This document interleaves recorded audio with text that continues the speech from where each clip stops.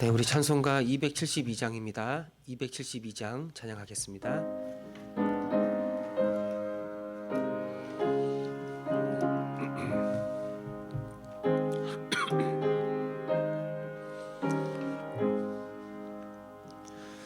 고통의 멍에 벗으려고 예수께로 나아갑니다. 자유와 기쁨 베푸시는 주께로 갑니다. 병든 내 몸이 튼튼하고 빈궁한 삶이 부해지며 죄악을 벗어버리려고 주께로 갑니다. 낭패와 실망 당한 뒤에 예수께로 나아갑니다. 십자가 은혜 받으려고 주께로 갑니다. 슬프던 마음 위로받고 이 생의 풍파 잔잔하며 영광의 찬송 부르려고 주께로 갑니다. 교만한 마음을 내버리고 예수께로 나아갑니다. 복되신 말씀 따르려고 주께로 갑니다. 실망한 이 몸 힘을 얻고 예수의 크신 사랑받아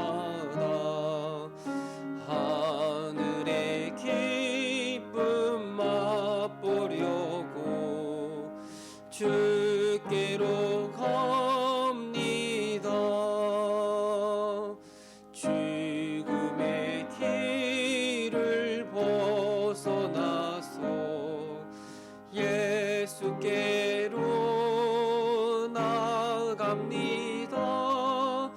영원한 집을 바라보고 주께로 갑니다.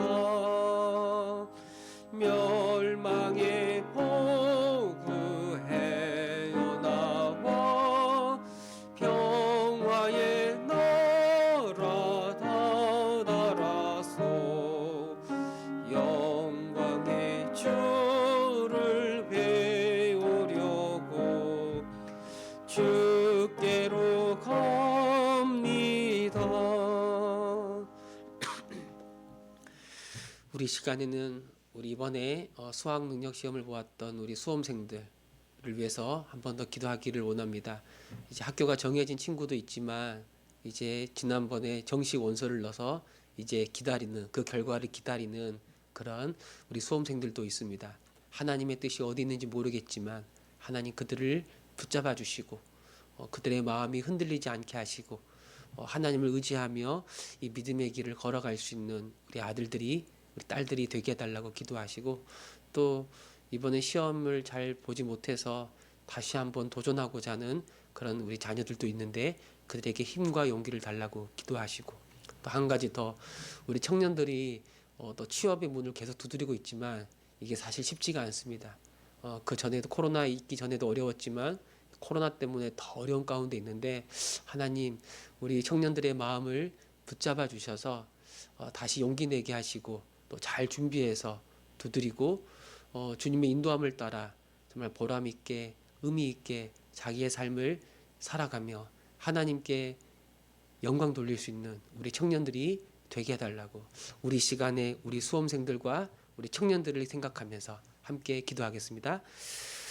하나님 아버지, 우리 고3 또 재수생들 시험 잘 마치고 또 학교에 합격한 친구들도 있습니다. 감사합니다. 또한 정시 원서를 넣고 기다리고 있는 우리 지체들도 우리 자녀들도 있습니다.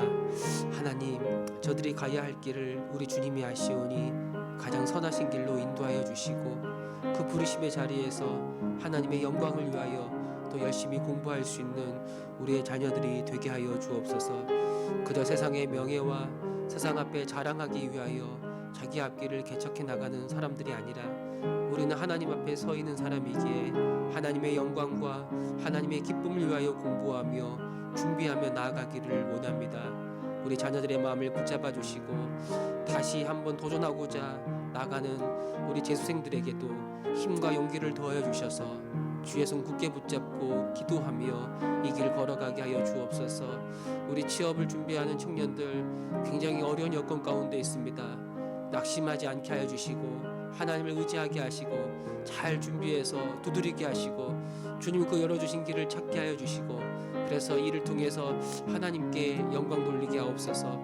그저 세상 앞에 사람들 앞에 인정받고자 달려가는 사람들이 아니라 하나님 앞에 정직함과 진실함으로 서게 하여 주시고 때로는 포기하고 때로는 내려놓고 때로는 사람들에게 인정받지 못한다 하더라도 이것이 주님의 길이라면 그들을 순종하며 나아갈 수 있는 우리의 청년들이 되게 하여 주옵소서.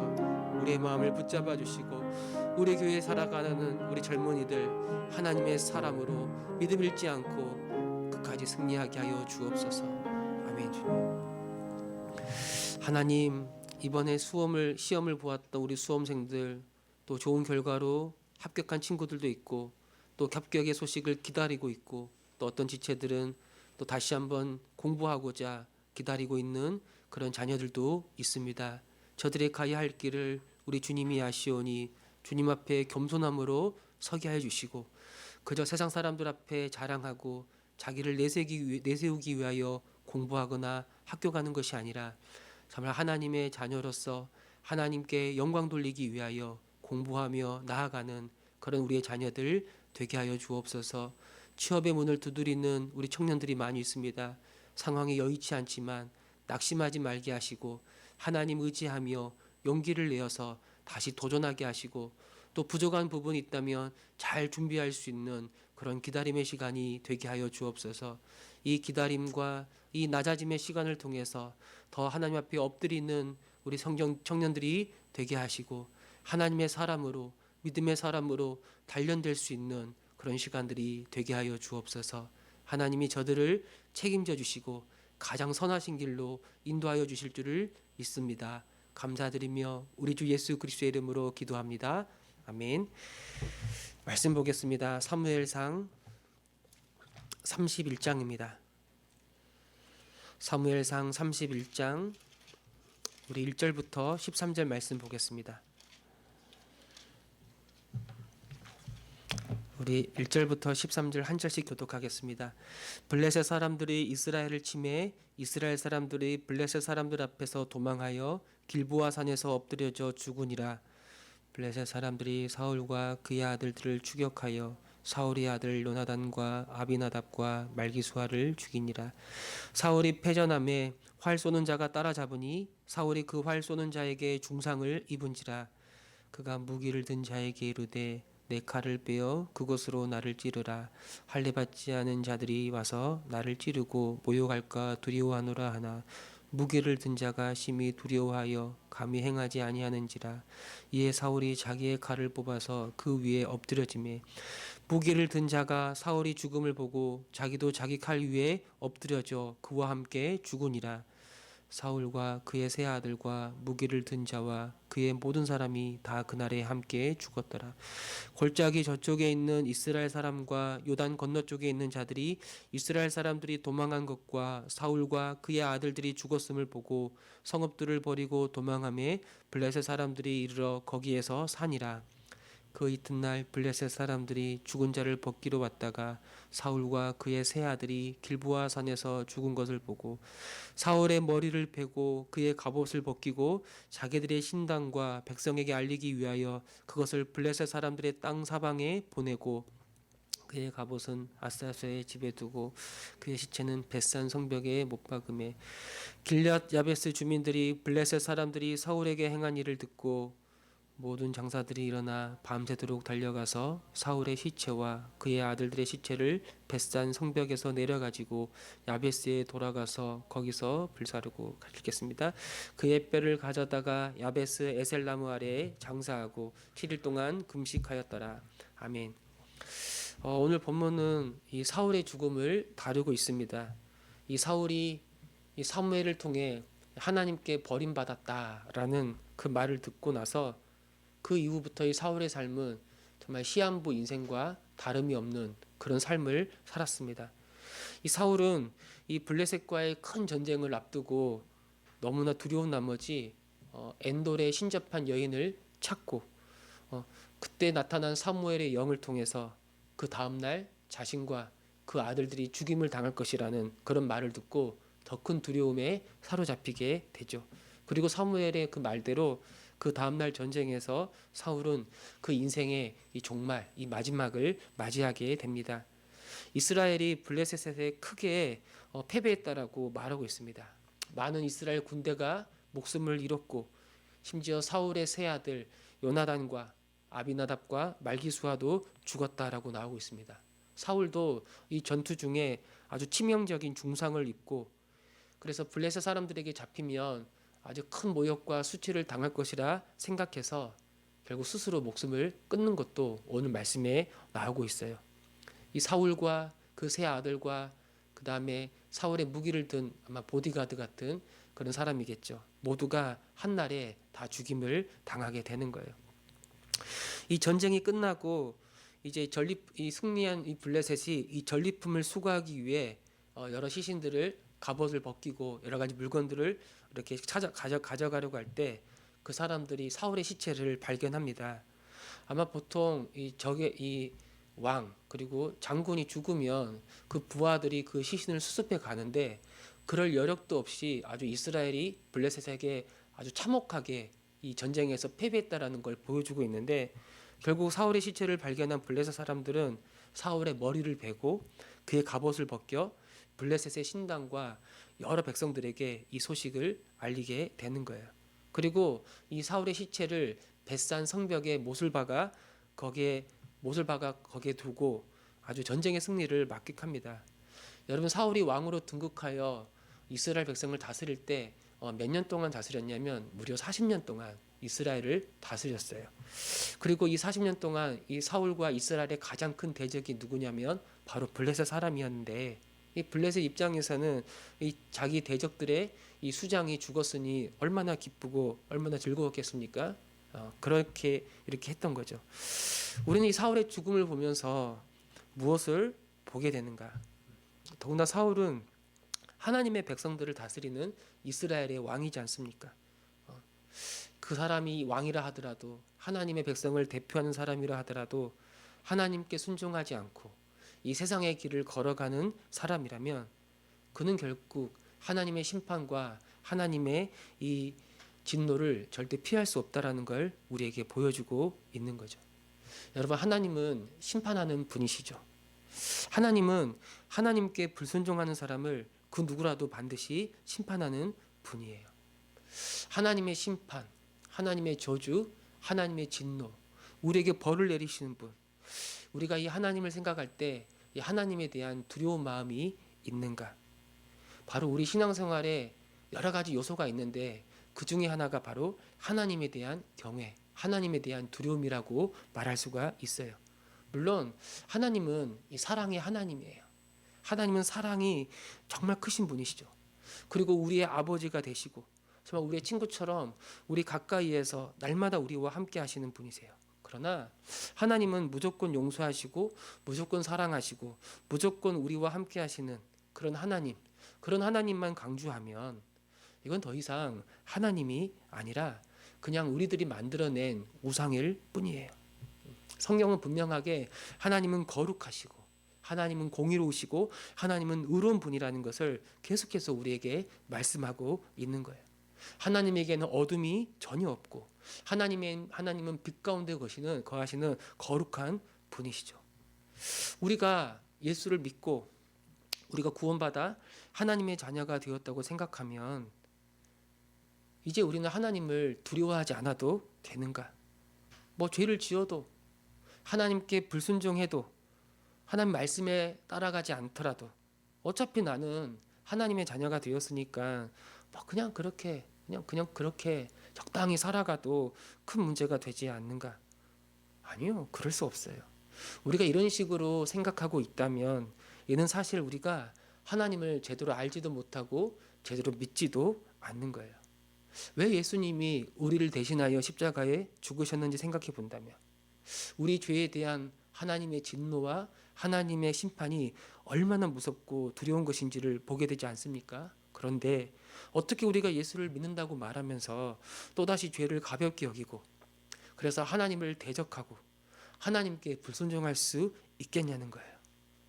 여러분, 우리가 예수를 믿는다고 말할 때 우리의 죄가 하나님의 진노를 피할 수 없을 정도로 정말 심각하다는 걸 고백하는 거예요. 그게 바로 예수를 믿는다는 거예요. 그런데 우리가 예수를 믿는다고 말하면서 이 죄에 대한 감각이 없고 그래서 하나님을 두려워하지도 않는다면 이는 주님을 향한 그의 믿음이 진정한 믿음인지 우리는 의심할 수밖에 없다고 말할 수가 있는 겁니다. 이 길리앗 야베스 주민들이 이 사울의 소식을 듣고 용사들이 가서 그의 시체를 가져다가 야베스 지역에 장례를 치릅니다. 이 길리앗 야베스가 어떤 곳인가? 이 사울이 왕으로 등극한 다음에 하나님의 영에 감동되어 처음으로 이 적군들을 물리쳤던 곳이 길리앗 야베스예요. 그때 사울은 기름 부음을 받은 왕이었지만 뭘 하고 있었냐면 밭에서 밭을 갈고 있었어요. 아주 겸손한 왕이었죠. 근데 그 당시 암몬의 나하스 왕이 길리앗 야베스를 침범합니다. 그 침범했던 소식을 듣고 온 이스라엘 백성이 막 울어요. 너무 무서우니까. 그때 이 사울에게 하나님의 영이 임해서 이스라엘의 군대를 모으고 그들과 함께 진격해서 결국 암몬에 대해서 승리하게 되는 거예요. 그 왕으로서 능력을 발휘했던 첫 번째 사건이 바로 길르앗 야베스였는데 이곳에 바로 사울이 묻히게 되는 거예요. 그의 처음과 그의 마지막이 이 길르앗 야베스인데 그 처음에 사울의 모습은 하나님의 영이 충만하고 하나님의 영광을 위하여 이스라엘 백성들을 위하여 싸우는 그런 왕이었지만 이 사울의 마지막은 어떻습니까? 하나님을 떠나고 악한 영에 시달리고 결국 두려움과 불안 속에 이 적군들에게 죽임을 당하고 머리가 베임을 당하고 아주 끔찍한 모습으로 그 인생이 마무리되다는 걸 알 수가 있습니다. 왜 하나님은 사울을 택하시고 그를 이스라엘 왕으로 세우셨는가? 이스라엘을 섬기라고. 이스라엘을 그의 원수들로부터 구원하고 그들을 하나님의 계명을 따라 다스려서 하나님의 복과 하나님의 안식을 누리라고 사울을 왕으로 세운 거예요. 그러나 사울은 어떻게 했습니까? 하나님의 그 은혜와 하나님의 그 능력을 이스라엘을 위해서 사용한 것이 아니라 결국엔 자기 자신의 영광과 자기 명예와 자기 나라를 만들기 위해서 자기 세상을 만들기 위해서 그 능력을 사용했던 거예요. 사울의 죄가 무엇인가? 우리가 전에도 한번 보았지만 그는 오직 제사장 등만 드릴 수 있는 그 제사를 정말 급한 마음에 자기 스스로 제사를 드리고 말았어요. 전쟁을 앞두고 이 전쟁에서 내가 반드시 승리는 해야 되겠는데 사무엘이 오기로 한 약속의 기한에 사무엘이 오지 않으니까 그 급한 마음에 자기 마음대로 제사를 드린 거예요. 하나님께서 아말렉의 모든 족속을 다 진멸하라고 그렇게 말씀하셨는데 하나님 말씀에 거역해서 자기 눈에 좋아 보인 것들은 다 살려주고 그걸 전리품으로 취했던 거예요. 그리고 그 이후에 이 다윗을 향한 시기와 질투와 원망하는 마음 속에 남은 한평생을 살아갔던 거예요. 이 모든 사울의 죄, 이 모든 죄의 배후에는 뭐가 있습니까? 스스로 왕이 되어 자기 마음대로 살아가려는 그런 교만이 있었다는 거예요. 왜 하나님의 말씀대로 살지 않습니까? 왜 하나님을 두려워하지 않습니까? 왜 하나님께 순종하지 않습니까? 여러분, 우리가 이 죄를 짓는 그 순간만큼은 우리는 하나님이 되어 살아가는 거예요. 하나님의 말씀대로 진실하게 살아가는 것보다 그저 그 순간을 모면하고 그저 사람들에게 인정받기 위해서 살아가는 것. 이 모든 죄의 중심에는 뭐가 있냐면 자기 중심성, 바로 교만이 자리 잡고 있는 거예요. 사울은 왕으로 기름 부음을 받았지만 진짜 이스라엘의 왕은 여호와 하나님이죠. 그러나 사울은 하나님께로 나아가지 않아요. 하나님께 돌이키지 않아요. 왕으로서 누릴 수 있는 모든 부귀영화에 사로잡혀 자기 마음대로 살아갔고 결국 그에게 돌아온 것은 하나님의 심판으로서 비참한 최후를 맞이하는 것밖에 없었어요. 심지어 사울은 죽기 직전에도 큰 두려움과 큰 불안에 휩싸였던 거예요. 여러분, 죄가 주는 잠깐의 기쁨이 있습니다. 하나님을 떠나 스스로 주가 되어 살아갈 때 정말 자유로운 것 같고 정말 행복해 보입니다. 그러나 그것은 잠깐일 뿐, 이제 남은 평생 그에게 따라오는 건 하나님 없이 살아가는 인생의 두려움과 불안과 지독한 외로움뿐이에요. 그리고 그 마지막엔 거룩하신 이 하나님의 심판을 피할 수가 없는 거예요. 사울이 처음부터 불순종했던 건 아니죠. 그는 겸손했고 그 왕으로서의 사명도 잘 감당했습니다. 그러나 그 마지막은 비참했어요. 우리가 이 사울의 이야기를 정리하면서 우리는 처음보다 더 나아지고 있는가? 처음 주님 만났을 때보다 더 거룩해져 가고 있는가? 더 겸손해지고 있는가? 더 충성스러워져 가고 있는가? 더 주의 영광을 위해 살아가고 있는가? 주님을 더 사랑하고 주님을 더 높이고 싶어 하는가? 그래서 주의 말씀대로 더 순종하고 주님께 엎드리고 있는가? 여러분, 자라지 않은 아이는 뭔가 문제가 있는 거죠. 병들어 있거나 아주 심각한 문제가 있는 거죠. 혹시 이런 사울의 모습이 우리 안에 보인다면 우리는 모든 일을 다 멈추고 내가 어디서부터 잘못되어 있는지, 무엇이 문제인지를 찾아보고 다시 주님께로 돌이킬 수 있어야 돼요. 아직 주님께서 우리에게 기회를 주실 때 우리는 다시 말씀으로, 다시 복음으로, 다시 주님의 은혜로 돌아가 주님이 나를 위해서 어떤 일을 행하셨는지를 생각하고 묵상하고 그 은혜 앞에 엎드리고 우리의 마음을 하나님께로 돌이킬 수 있어야 되는 거예요. 주님, 제가 정말 이 거룩의 길을 걷고 있습니까? 저는 정말 주님을 닮아가고 있습니까? 저는 주님을 더 사랑하고 있습니까? 더 주님께 순종하고 있습니까? 더 주님의 영광을 위해서 살고 있습니까? 나는 하나님 앞에 더 자라가고 있습니까? 아니면 더 죄 가운데 머물러 있고 주님께는 관심도 없고 주님의 뜻에 불순종하고 오히려 세상을 더 닮아가고 내 정욕을 위해 살고 있습니까? 주님, 정말 하나님을 두려워하게 하시고 다시 주의 말씀 앞에 엎드려 회개하게 하시고 내 마음을 오직 주의 말씀으로 날마다 새롭게 하며 살아가는 자가 되게 하여 주옵소서. 오늘 이 말씀을 기억하며 기도할 수 있는 저와 여러분, 우리 모두가 되시기를 소망합니다. 아멘.